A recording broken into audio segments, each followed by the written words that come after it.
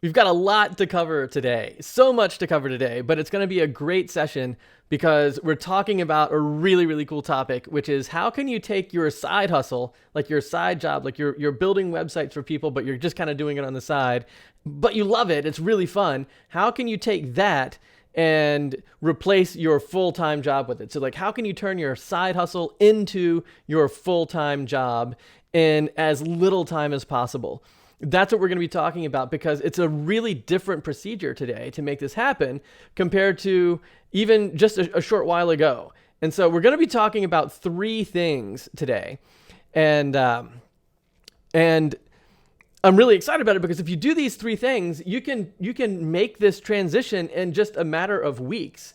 You can, like, I've seen people, earn, over $50,000 of new business in as little as 6 to 8 weeks, things like that. And not just one time have I seen it. I've seen that happen multiple times. And when you make a shift like this, it is groundbreaking. It is a revolutionary, fundamentally different way of driving business into your business. And so that's what we're going to be talking about today. And we're going to be going over three things. And just to give you a quick preview, the first thing we're going to be talking about is changing your marketing, like changing the way you talk about your business, the way that you talk about what you do, who you help, the kind of work that you do, that kind of thing. And then we're going to talk about lead generation because, everyone, all businesses are tired of hearing about, do you need a new website, getting cold emails, cold calls, hanging out on job boards and things like that. It's just tired. It's worn out. The prices are falling through the floor. If you really want to be serious about this business and actually create a sustainable amount of revenue for yourself that you can actually live on, you're going to have to change the way you go about generating leads so that you rise above the noise of all of that stuff. So we're going to be talking about that. And then the third thing is the business structure side of it, because I talk to a lot of people with regard to their business structure, and most people don't have a business structure. They just take in anybody doing whatever at any price, doing anything. And that's a big problem. And so we're going to be talking about why that's a problem and how you can be more intentional about that so that, when you look down the road, like 6 months from now, when you look back at where you are today, you can say, hey, look, you know what? I'm really developing in the direction that I need to be going in order to hit the goals that you have in mind. And that takes a significant degree of intentionality. And a lot of times people don't really think about that. They think, well, I just need some clients for now. I got to get somebody in my portfolio. I got to have, some work to show people. And, anybody who's willing to work with me for now, that's what I'll do for now. And, maybe I'll even charge half price for now because I just got to get rolling. And then, later on, I'll change my pricing and I'll put some thought into the actual structure of the business later on. And so those are like the three big things that we're going to be diving into, because these are the three secrets. Like if you're literally serious about doing this as your business, like being a business owner, like running your own business, you have to make these three shifts. Otherwise, you just end up in the sea of everybody else doing all the same things, and it's the pricing is a problem, marketing is a problem, generating leads is a problem, everything becomes a big problem if you don't make these shifts. So let's dive into it and start looking at each of those three sections kind of in more detail. And then we'll kind of take it from there. So the first big section that I want to talk about is results-driven marketing, or just marketing in general, and making a shift towards results-driven marketing rather than service-driven marketing. So what I mean by that is, like, if someone asks you, like, what do you do? Like, what's your job? Like, what do you have to offer? You want the results to be what you're talking about, not the services. So you don't want to be out there saying, I build websites, I do photography, I do pay-per-click campaigns, I do Google AdWords, I do whatever. You don't want to list those services because everybody is listing those services. It's like that's what people all over the place are listing. You're just kind of adding more background noise to the already loud, marketplace. And so nobody's going to hear your voice. You're going to be blending in with everybody if that's what your marketing is all about. And so let's dive into that a little bit more deeply. So what's the deal? Like, service-driven marketing is, first of all, it's really limiting. It's limiting because it takes a lot of different services to, like, pull together what you actually want to do for somebody. Because, depending on how you want to talk about your business, you can really break your services down into lots of very individual incremental types of things. And so how do you decide even which services to even say? Like, do you say, I just build websites? Because that's not all you do. I'm sure what if you write copy? What if you do photography? What if you can do videography? What if you can do branding? What if you can do, all kinds of things? So which of the services do you list? And so in order to kind of have a marketing pitch that you can actually take out and talk to people about, that's going to be an issue because, how do you decide which to say? So then you might say, well, I'll just say everything. And then, of course, if it's not going to be limiting, then it becomes overwhelming. So service-driven marketing tends to be really overwhelming because if you're trying to overcome the limitations of like listing your individual services, you then begin having to teach people what the actual services are that you're going to be offering so that they can understand why they need them. And of course, that's kind of a losing battle too, because most people aren't sitting around thinking, man, I really wish I had some more compelling, call to action buttons on my landing pages, and nobody thinks that. And so you don't want to be you don't want to be trying to market in a way that isn't really resonating with people, because again, that just throws you into the marketplace of everybody doing the same thing, and you're just another person doing all of the same things. So that's going to be a really big problem. And you don't want to be out there like teaching people what the services are so that then they feel like they might need them. And so that's kind of what service-driven marketing looks like. And and hopefully that kind of unpacks a bunch of the reasons why it's not a very effective approach anymore. Whereas perhaps it used to be in the past. The shift then is you need to set yourself apart by offering something different and offering some type of results, like offering what it is that you actually deliver in terms of the outcomes that people get from it. And when you shift like that, then you're really setting yourself apart in a fundamentally different way. By the way, another thing that just popped into mind was when you're out there doing like that service marketing, like you're marketing the services that you offer to people, another problem with that is price comparison. It's like, how do you charge more than someone else who says they do the same service? And keeping in mind that the way that you think about your services compared to the way that lower priced people offer services, that's not the same as how your client looks at your services and how your client looks at the other lower priced services. They have a much lower level of technical expertise, and therefore they're not able to evaluate your services with the same degree of precision that maybe you would be able to evaluate someone else's, like a competitor's services. So what that means is people tend to price shop, and they say, well, this guy will build my website for $500 and this other guy's selling $5,000 websites. Like, what gives? How can that be? Or whatever it might be, whether it's logo design, branding design, videography, photography, SEO, Facebook ads, whatever services that you're offering. If the price on your service is different from the price on someone else's service, people aren't able to distinguish the value of the services apart from the pricing. So you end up with these price wars, which is, of course, why when you go out there in the marketplace, like we're talking about, the prices are falling through the floor because everybody knows that. Everybody knows that everyone's doing the same thing. And so they begin to try to lower their pricing to try to compete. And so that becomes an issue. That becomes one of the problems. And so the solution is to figure out what outcome you can generate. Like, what can you do for your clients? Like, combine all of those services together and figure out, well, what is the result of all of that? Like, what can you do? What problem can you solve? Like, what results are you delivering to your client? And market that rather than the individual incremental services that make that thing up.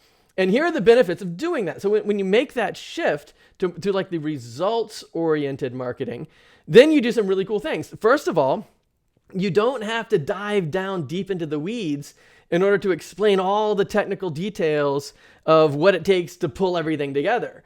And so that means it's much less overwhelming. Like, you don't have to overwhelm clients with all of this technical stuff that you're going to be doing because you're talking about what they get out of it. You're talking about the results of all of that. And so that's a huge shift right off the bat. So you're not overwhelming clients. Another thing that changes is you're not saying the same things as everybody else anymore. You're not talking about the individual technical services. You're literally saying different words.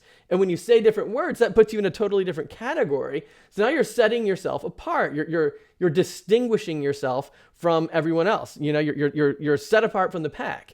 And that's a very good thing because it also means the price shopping problem goes away, meaning that if somebody is looking at what you're saying, because you're saying different things, you can put different pricing on it without pricing yourself out of the market, because your clients, your potential clients who are looking at what you're offering will then go in and try to find what you're offering somewhere else, and they can't, because you're packaging things together in a different way, saying different words, and the focus is on the results of what you're doing, not the individual services that you're offering. And so that distinguishes you in a dramatic way.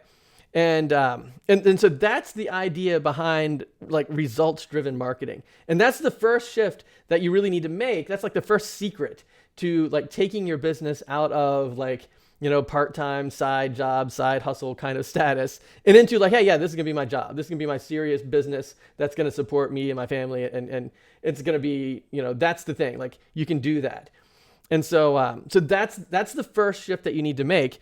And this also allows you to combine, and this is something I'm going to touch on here in just a second, but when you shift your marketing in this direction, it of course changes the types of leads that you attract, which we're going to talk about next. But the other cool thing about it is it enables you to package together all of your skills, like all of your knowledge and skills that you have, in a way that can enable you to drive the best results for your clients. And that obviously is another huge distinctive, because what I'm finding most of the time, and you'll probably find this to be true too, most of the time, if you are in this like passive lead generating mode where you're just waiting for referrals and things like that, a lot of times people will come to you and ask you to do something for them, but it only requires a little bit, like a sliver of the types of things that you could be doing. It's just like just a cross section of what you could be offering if you packaged everything together that you know how to do. And that becomes a big problem with regard to distinguishing yourself from other people. So for example, if somebody's asking you to do just one little small thing, and then they're comparing that to the same little small thing that someone else can do, then it's very difficult to set yourself apart, because you're only talking about a little bit of what you can do, and you have the potential to do a lot more than that. And who knows what the other person's doing? Maybe that little sliver is all they can do, so they don't have, the full breadth of knowledge and experience that maybe you have. And so that's another big issue. So when you change the way that you do your marketing, it fundamentally changes everything about your business kind of from the top down. And that goes into step 2. So step 2 is generating leads. So the first thing that we talked about is the marketing, right? And so what I mean by that is, how do you describe yourself? What do you say? What are the details of what you're offering? Like, and most of that is mental, like in your own mind, on your own website, the words that come out of your mouth when you're talking to somebody, that kind of stuff. And that's different from actually interacting with people, generating leads, and that's step 2. So you take the marketing and then you say the marketing to the people.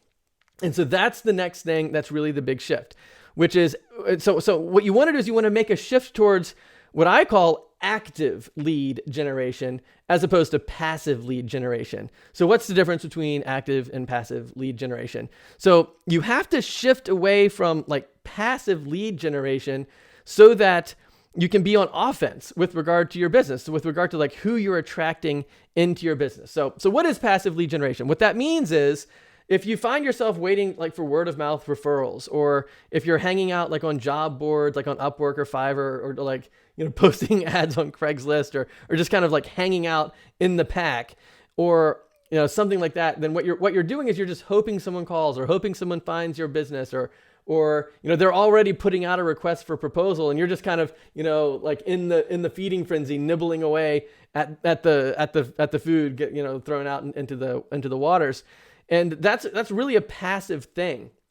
Another thing that I also consider passive is like cold calls, cold emails. You're doing something. So it's not quite passive in the sense of there's physical activity. I mean, you're making calls, you're sending emails, but it's like mentally passive, I guess is what I mean by that. Meaning that, you're not putting a whole lot of thought into who you're reaching out to. You just want somebody to hire you to build a website, that kind of a thing.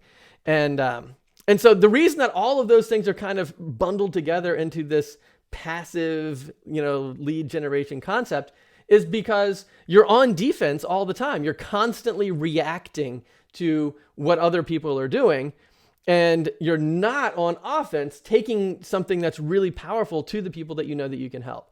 And that's the big shift, because when you're reacting, like if you're waiting for a referral, who knows what the referral wants? Like who knows what kind of business they have? Who knows what kind of personality they have? Which is what we're going to talk about here in a minute too, with regard to like, what are you doing to actually put into your business? Like, how are you building the business? What's the business structure? And so that's part of the issue. So when you're always in this passive, reactive only kind of mode, it's like you don't have control over the people you attract. You don't have any control over how often you attract them. So then the feast or famine problem becomes a really big deal. Sometimes you get a big chunk of people. Sometimes there's this famine mode where there's nothing in between. There's unreliable income with all of that. How do you know if what they're going to ask you to do is something that you're even good at? Like, what if they ask you to do something that's kind of on the fringe of, maybe you don't even want to do it, but then you say yes anyway because you need the work, but kind of in the back of your mind that you're not really the best person for the job. And if it wasn't for the money, you probably would have referred them to your friend or whatever. You don't want to be in that situation. You don't want to be in the situation where you are like, have you ever been like in a meeting and like there's this running joke that kind of goes around where people are like, yeah, whatever a client says, just say yes in the meeting, Google it later, figure out how to actually do it. Because of course you can figure it out. I mean, there's nothing new on the internet. Of course you can figure it out in time. And so just say yes and then, figure it out later. But that's a really crappy position to be in, because there's probably people that are better at that thing than you are, and you're probably better at other things than that thing. And wouldn't it be better if you actually took the stuff that you were awesome at, put that together, and started attracting leads that wanted that thing, so that you knew right off the bat, before you even talked, that you had a really, really powerful solution for people, and that you really believed in what you were going to be presenting. And think about the difference in how that feels. Like, think about what it feels like when you're sitting in a meeting and people are like either looking at you as if you're almost not even there, and that you're just like the technical implementer of all the things that come out of their minds. And then you're thinking, well, good grief, I don't know if I can do that. I've never done that before. I haven't done that in a long time. I don't even know how to, I'm not familiar, whatever. All of these doubts start coming to mind, as opposed, but yet you have to put on your face that, hey, I believe in it. I know how to do it. Yeah, we can do all of that. Like, imagine how that feels. Like, maybe you've been in a meeting like that recently. Think about how you felt in that situation, and then compare that to how it would feel if, you knew exactly what to do. You had a really strong understanding of what needed to be done. You knew for a fact that you could help somebody, and that when they hired you, they were hiring the best possible person for what they needed. And it would be the best decision they've ever made for their business, because they're getting exactly what they need and what you have to offer. And imagine how that feels, and how you feel when you present from that perspective, and the different energy that you bring to the meeting, to the relationship, when you come with that degree of leadership and that degree of confidence and that degree of integrity, compared to all, kind of faking it on the front and figuring it out later. So that's the shift. Like, when you make that active lead generation shift, what you're doing is you're getting out of just reacting all the time and into a situation where you're actively pursuing the people that you can serve the best.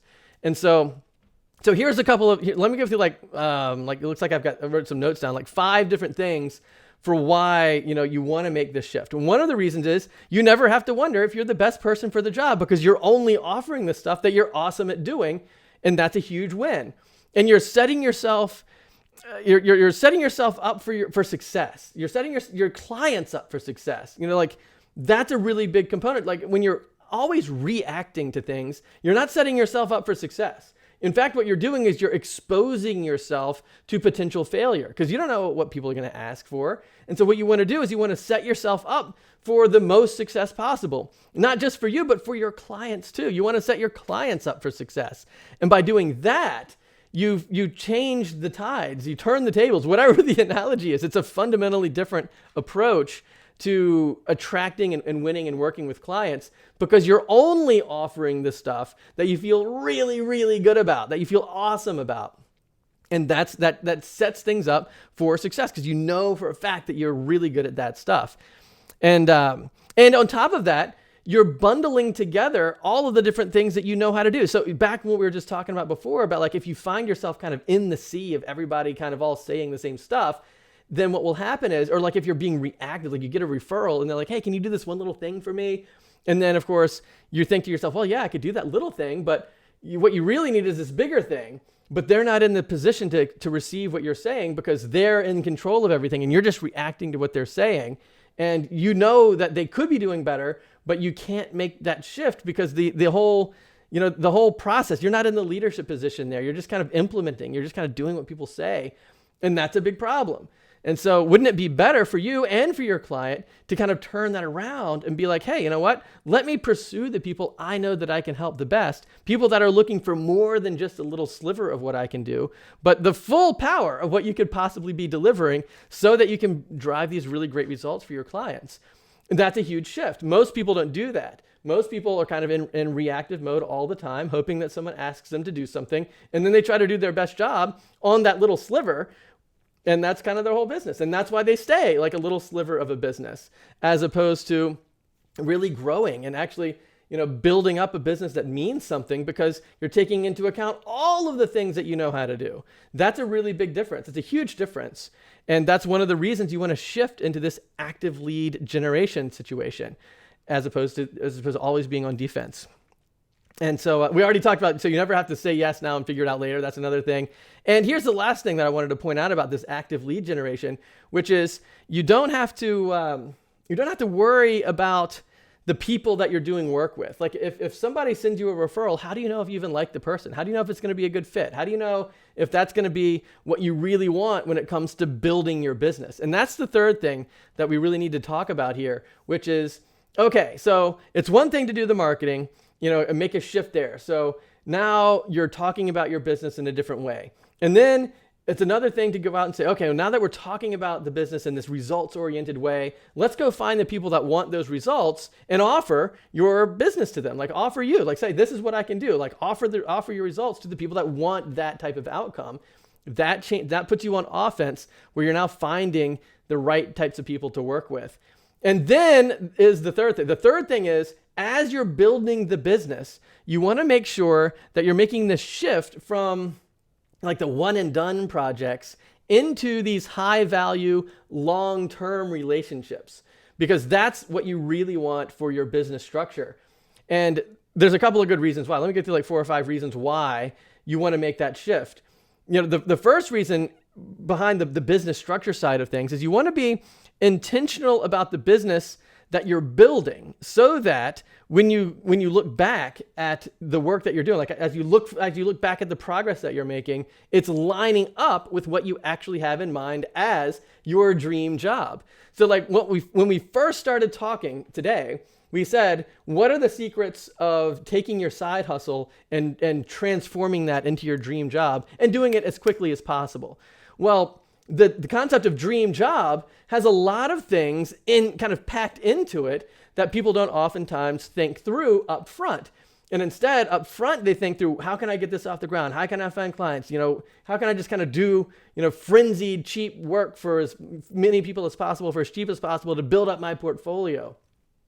And they don't tend to think about, well, what do I really want my business to look like around Christmas time, by the end of the year? What do I want my business to look like this time next year? Where do I want to be going like 5 years from now? Like, how do I want to be progressing? Because there's a lot of things that are packed into that. Like, for example, what are your revenue goals? Like, what are your income goals?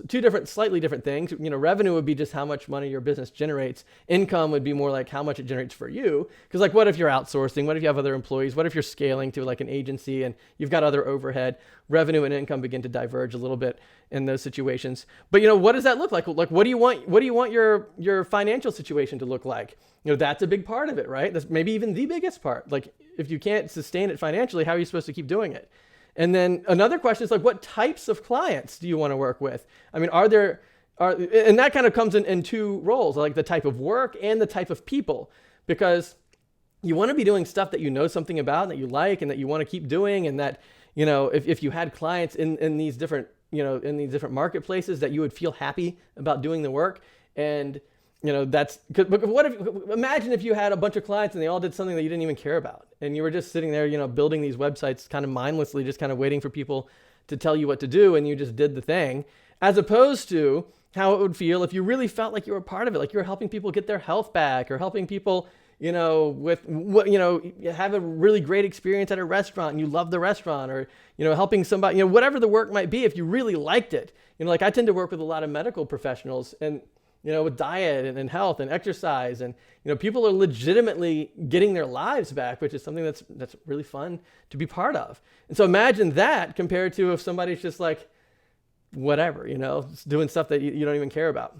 And so that's part of the equation. That's what you want to be thinking about when you're building, like when you're taking on new work and new clients. Do they match what you want to be working on? You have to think that through so that you can do better work, so that you stay motivated, so that when you look back at the clientele that you're building up, that you like it. And on top of that, that they're agreeable people to work with. You like them because you want the long-term relationship. You don't want the one and done. You don't want to be like, oh, well, I'll just deal with this guy for now, because 6 weeks from now we'll never hear from one another again and it'll all be over. You don't want that. You don't want that at all. Because you can't generate results for people in 6 weeks online. You have to set up 2 phases of your relationship: the build out phase, where you put the tools in place that actually do the things that they need, and then you use the tools. So you have to have all of that in order to be set up for success, like we were just talking about. So you want to be thinking about, like, am I going to enjoy the type of work that I'm doing and the people that I'm working with? Then you also have things like your work-life balance. It's like, how much time do you have to spend to be able to make all of this happen? Like, it's one thing to make $10,000 per month, with a regular full-time job. It's another thing to make $10,000 per month when you're working like 18 hours a day, 7 days a week. It's like, that's out of balance. You don't want to sustain that. So like the main thing that I help people do is, if you want to add an extra 5 or 10 grand per month consistently with the clients that you're working on, that's what I help people do, because the work-life balance is a really big component to that. And the shift is, once you have these long-term, high-value clients where you're building out the tools and then you're using the tools month to month after that, then so much more of your time becomes billable time. So much more. Like, I would say that you can realistically get to the point where more than half of your workday is billable time. So what I tend to, when I'm working with the DoubleStackers, like in the DoubleStack program, like the starting point is to try to get a client on board for about 10 hours a month, per month. I didn't say per week, 10 hours per month. That's like 2.5, maybe 2 to 3 hours per week in that area. And, you charge about $850 for it every month. So that relationship alone, just on the retainers, over $10,000, like $10,200 per year, if you have that 12-month relationship of just $850 per month. And the cool thing about that is, if you had, say, 5 clients just at that introductory level, just on the retainer alone, you've upped your revenue by over $50,000 over the course of a year working on 5 clients. And that's 2.5 hours a day, 5 days a week. That's a work-life balance anybody can. That's like part-time. That's great. And then you could say, well, that's enough to really get me going now. Let's do more. Like, can I scale it to 10 clients? And of course, yes, is the answer, because that's just 5 hours a day, 5 days a week. And that's what I call the sweet spot. Like, when you get to that point where you're billing out 5 billable hours a day, 5 days a week with, somewhere in the vicinity of 5 to 10 total clients, on retainers alone, you've scaled to over $100,000. That's the goal. That's what the DoubleStackers are doing. That's how I built my business. That's how I'm recommending that you do yours as well, because you cut out the most expensive, frustrating component of your whole business, which is the client acquisition component of it. I mean, it's hard to find clients, and there's a lot of work and time involved in going to networking meetings and, trying to, figure out how long do you have to wait for a referral, and then how many proposals are you going to write before somebody finally says yes, and how do you know what to price all that stuff? And like, there's all of this, non-billable work that's going on messing you up. And so if you can take a lot of that and throw it away and replace it with billable time, now you have the capacity to scale to a 6-figure business by yourself. And then if you want to scale even beyond that, like I'm working with one guy in the DoubleStack program who's on track to be making over $200,000 a year this year. He's made over $70,000 over the last 6 weeks. And with that kind of a shift, doing these things. And the reason that you can make a shift of that magnitude is because you're not wasting your time doing all of this free work, burning yourself out, which of course doesn't generate results for anybody. It doesn't generate results for you because you're burning yourself out doing free work for clients that you don't even have yet, and it's not actually helping anyone. You're not taking your skill set and applying it to people that actually need the help. You're out there kind of spinning your wheels, furiously to try to make something happen, which isn't helping you and it's not helping anyone else either. And the shift is, if you could just have, 5 to 10 clients, you could be making $100,000 a year. Because here's what will happen. What will happen is maybe you start out at like $850 per month, 10 hours per month. That's like 2.5 hours a week. And then, people will see some results come in, and then they'll say, hey, you know what? I don't need, 10 hours a month. I need like 10 hours a week, which by the way, is still not that much time. Like a part-time job, it's like 20 hours a week. So this is like a quarter-time job working with one of your clients. But when somebody makes that kind of a shift, that's like the equivalent of like 4 of the introductory level clients. So now you only need like 5 or 6 clients, and you're scaling up to, $100,000 a year just off 5 or 6 clients. And then what if another client says, hey, right off the bat, I know up front that 2-3 hours a week isn't going to cut it. We have a lot more going on. Can you do more? And then you'll be able to kind of walk up that ladder, and you just don't need that many clients. That means you don't have to constantly hunt for clients. It means you don't have to worry about generating like a consistent lead flow of clients because you keep working with the clients you already have. And that's the business structure that enables you to get to the point where you're making a really profitable business for yourself. But it's not just about that. You're doing it in a way that drives the best results for your clients because you're giving them access to you and all of the things that you're the best at doing, which is exactly what they actually need, which is why they became your client in the first place. So another good point about this is so we talked about how the recurring revenue is baked in to the whole idea. It's not the one and done project. It's ongoing long-term relationships. We talked about kind of what that looks like in terms of the dollars and the time. And you're setting yourself up to give yourself the best opportunity to really be successful at all this stuff. And you're doing it in a way that not only drives great results for you and your business, but even above and beyond that, it's actually the best possible solution for your client. They don't want, imagine if you were trying to hire yourself. Would you want somebody who is like cutting corners and, charging lower rates just to get the work and, somebody that knew they could be doing more for you, but they're not? You don't want that. Nobody wants that. What you really want is somebody that says, hey, here's what you really need for the kind of success that you're looking for. And these 3 shifts that we just went through are the shifts that it takes to make this happen for yourself. You have to change the way that you talk about what you're doing. You can't just talk about these bland technical services. You have to make that shift towards results-based marketing. And then you need to take those results and get active about your lead generation. Say who wants these kinds of results, and then take that and offer it to those people and be active about it. Start getting something done for yourself. Take control of it. Be in control of getting the types of people that you want to be working with. And when you do those 2 things, then you begin to shift the way that your business structure works. And you've got that long-term high-value relationship going, and you cut out all of the frivolous wheel spinning, and you actually start making the kind of money that you really want. And so those are the big 3 things. But here's one last kind of warning about the whole thing.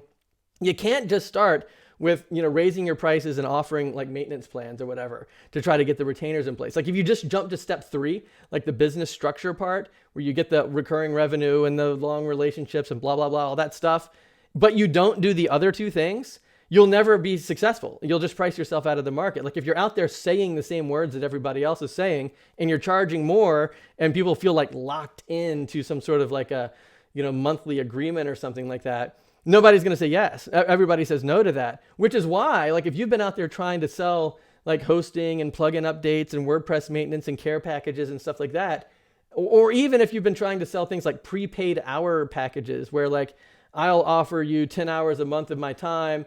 I normally charge $100 an hour, but if you buy it in this package, it's 85, something like that. Everybody says no, because you're jumping to that third step, that third shift, the business structure shift, without addressing the other 2. And that's why there's so much failure in that area. But when you put the 3 of those things together, you get the marketing, you get the lead generation, and you get the business structure. That's the ticket. That's like the golden ticket. That's what you're shooting for, because you have to. They're all intertwined. They all mix in together. And any one thing, if you just do one thing apart from the others, it doesn't really make a big difference. You have to do all 3 of those things. And so That's the solution. So if you're serious about your business, you want to make that transition, that's how you do it. That's how you make it. And if you're thinking to yourself, well, that sounds really good. How do I do it? I need some help doing it. That's the whole point of you and me maybe working together on all this kind of stuff. That's what I do. That's the whole point of DoubleStack, is to help people who are serious about their businesses. They want to, either scale the business they already have up further, or maybe take their side hustle and make it their dream job. That's the kind of shift you want to be making. And you're thinking, well, good grief, I really need some help figuring out how to make that marketing shift. Like, how do I do that? Like, what does that look like? What are the details of that for the type of work that I want, the type of business and skills that I have? Like, what does that look like? That's the point of you and me talking about this. That's the point of DoubleStack. That's what we work on together. And you might be thinking, well, what about this lead generation thing? Can we talk more about that? What does that look like? Well, let's get on the phone and talk about what that looks like for you, because it could look different from different people. Like, if you're trying to work with a local restaurant, that looks different from working with a chiropractor, which is different from a life coach or a health coach or a personal trainer. It's like, depending on who you want to be working with, the way that you start getting active and start getting on offense looks different, for the different types of results that you might be offering for people. So let's get on the phone and talk about what that actually looks like for you in the context of your business and your interest and, the people that you want to be working with. And then if you think, well, I need some help with my offers, and like, I need somebody to kind of look at proposals with me, and let's work on that together. And like, how can I do a structure for my proposals that's not so overwhelming, so I don't have to teach the services? Kind of like we were talking about in the marketing. Like, another really big problem people have is proposal structure. And it's like, how many pages do you need? What's the budget? And what are the technical details? And what are all this stuff? And it's not an engaging proposal. And the end result of those types of proposals, more times than not, is, sounds great, let me think about it. Or I'll get back to you later. Which of course means I'm not going to talk anymore. And there's like maybe a 10% chance or less that they actually hear back from you. And the next thing you know, you're in this situation where you're trying to follow up with everybody, and you become, a try hard, needy kind of person, and there are people trying to avoid you. And, that's no good. It feels bad on your side. It's no fun for anybody else. So why don't we get together and talk about how do you write a proposal where most people say yes on the spot, on the first or second conversation? That's the kind of situation that you really want. And so let's get on the phone and talk about it. That's the point of all of this stuff.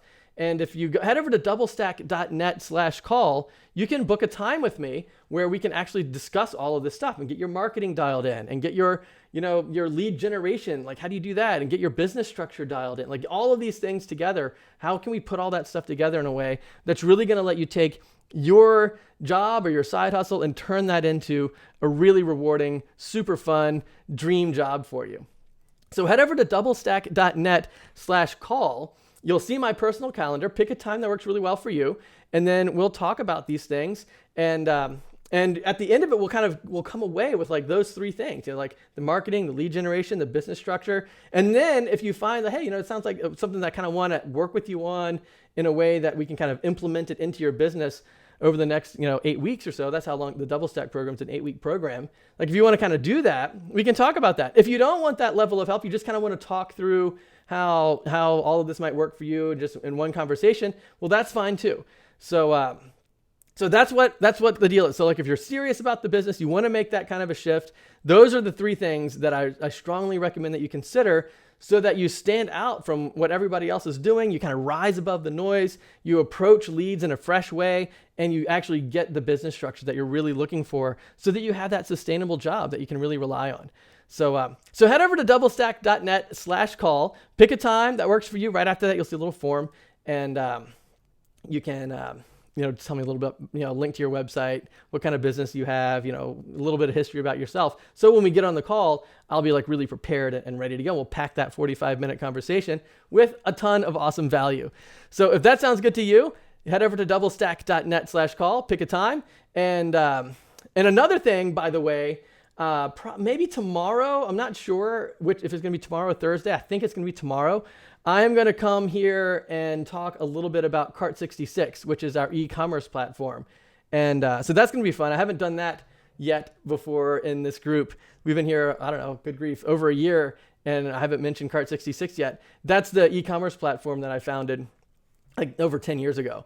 And But I've been getting a lot of questions about e-commerce and accepting payments and donations, and how do I actually sell some of this stuff to my clients? Like, what if I want to get a client on that $850 per month plan? Like, how do I collect the payments for that in an automated way that's easy? I'm going to talk a little bit about that.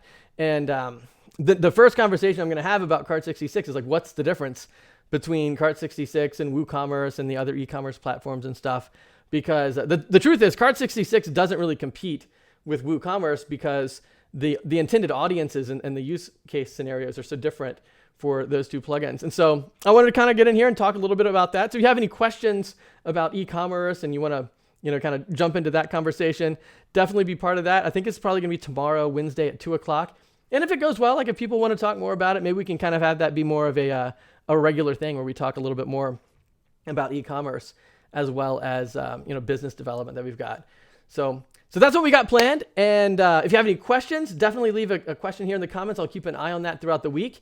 And again, if you want to talk about your business, doublestack.net/call is the place to go to get on my personal calendar. And I'll see you guys next Tuesday at 2 p.m. for another one of our conversations right here.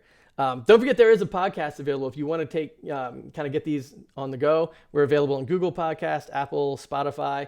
And if you're listening on the podcast and you want to be part of these live conversations, you can jump into the Facebook group, Building High Value WordPress Sites. And there we go. Awesome, guys. And I will see you next Tuesday at 2 p.m. High five for then. Boop. Take care.